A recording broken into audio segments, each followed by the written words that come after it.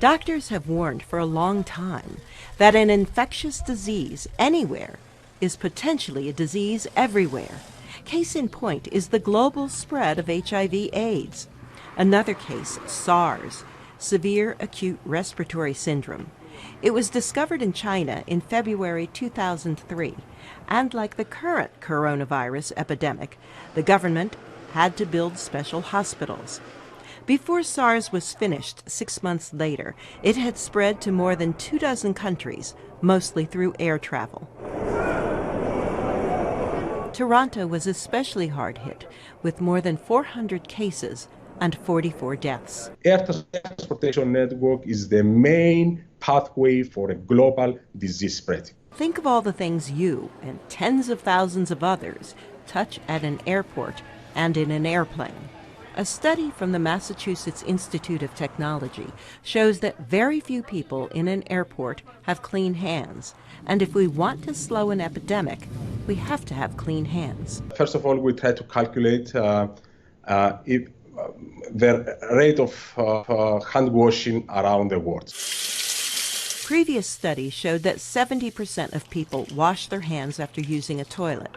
And out of that number, only 6 or 7% do it correctly. So correctly, I mean they wash their hands with soap and water for at least 15 seconds. We did some back of the envelope calculations and we found out that if you visit an airport any time in the world, you will realize that only 1 over 5 people have clean hands. Nikolaides then looked at what he calls super spreader airports. A super spreader airport is an airport that combines 2 characteristics.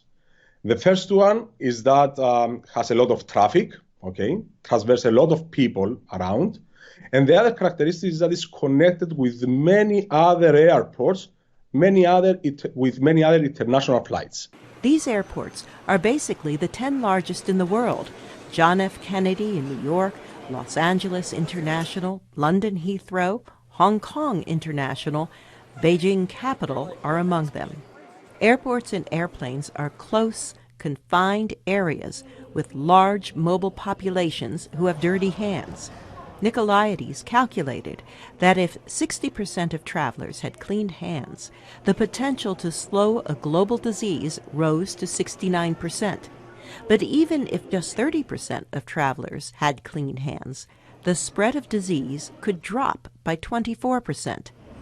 Nikolaides says educating the public is the key. Carol Pearson, VOA News, Washington.